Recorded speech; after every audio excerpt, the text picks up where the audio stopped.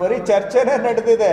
ಚರ್ಚೆಯಿಂದ ನೀವು ಸಾರ್ವಜನಿಕರ ಜೀವನದ ವಿಷಯ ಏನಾದರೂ ಕೇಳಿ, ಇದಕ್ಕೆ ಎಷ್ಟು ಚರ್ಚೆ ಆಗಿದೆ ಅಂದರೆ ಬಹುಶಃ ಆ ಇಶ್ಯೂಗಳನ್ನು ನೀವು ಸಾರ್ವಜನಿಕರ ಹೊಟ್ಟೆಪಾಡಿನ ವಿಷಯಗಳಿಗೆ, ಬದುಕಿನ ವಿಷಯಕ್ಕೆ ಇಷ್ಟು ಚರ್ಚೆ ಆಗಿದ್ದಿದ್ರೆ ಜನರ ಬದುಕಿಗೂ ಏನಾನ ಸಹಾಯ ಆಗ್ತಾ ಇತ್ತು.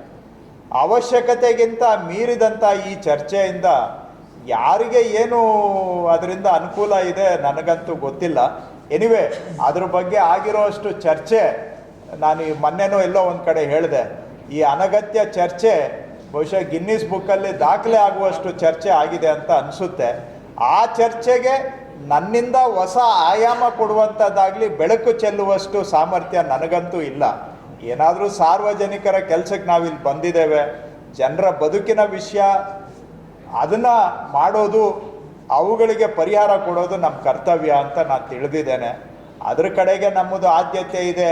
ಇನ್ನು ಉಳಿದಿದ್ದು ಕಾಲದ ಚಕ್ರ, ಅದ್ರ ಪ್ರಕಾರ ನಾವೆಲ್ಲರೂ ಕೂಡ ಹೋಗ್ಬೇಕಾಗತ್ತೆ. ಏನೇನು ಯಾವಾಗ ಏನೇನು ಆಗಬೇಕೋ ಆಗ್ತಾ ಇರುತ್ತೆ. ಅದು ಏನಾಗುತ್ತೆ ಅನ್ನೋದನ್ನು ತಲೆ ಕೆಡಿಸ್ಕೊಳ್ಳೋಕ್ಕಿಂತ ಇರೋವಾಗ ನಾವು ಏನು ಮಾಡಿದ್ವಿ ಅನ್ನೋದು ಮುಖ್ಯ. ಸೊ ಅದನ್ನು ಎಷ್ಟು ದಿನ ಇರ್ತೀವೋ ಅಷ್ಟು ದಿನ ನಮ್ಮ ಕೈಲಾದಷ್ಟು ಜನಕ್ಕೆ, 4 ಜನಕ್ಕೋ 40 ಜನಕ್ಕೋ ಒಂದಷ್ಟು ಒಳ್ಳೆ ಕೆಲಸ ಮಾಡಬೇಕು ಅನ್ನೋದು ನಮ್ಮ ಆದ್ಯತೆ. ಇಷ್ಟೇ ನನ್ನ ವಿಚಾರ.